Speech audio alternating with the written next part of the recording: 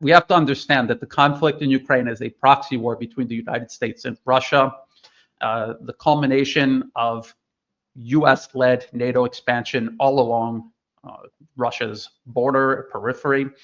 But this is just one part of a much larger conflict where the US seeks to isolate, destabilize, divide, and destroy China. That is the primary target. We were just seeing things in the news about President-elect Donald Trump talking about Greenland, talking about Panama. A lot of people are looking at that in a local, regional, Western Hemisphere kind of way, but actually Greenland is key. It is in the Arctic. It is key to enhancing America's encirclement and containment and agitation of Russia. The Panama Canal is obviously a vital choke point, one of several the US needs to close down to stop Chinese maritime shipping internationally.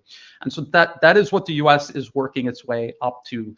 They have admitted in policy papers that if they do try to impose a maritime blockade on China, and they'll do it in a way beyond the reach of China's military, because its military is designed to defend just China. They do not have the ability to project military power, say, break a blockade in the Middle East, for example, or to sail to the Panama Canal and fight the US there. They don't have the ability to do that, which is why the US wants to implement a blockade this way. But they understand that Russia, with its natural resources and sharing a very long border with China, they could just send resources directly into China. So they understand that they have to get rid of Russia first if they want to isolate and deal with China ultimately.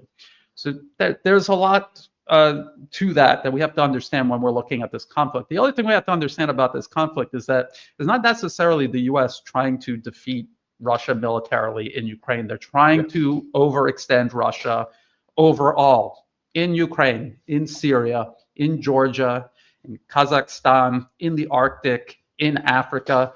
It's a whole array of battlefields the US is working across to try to overextend and eventually collapse Russia. And Russia has limits. And we saw that in Syria.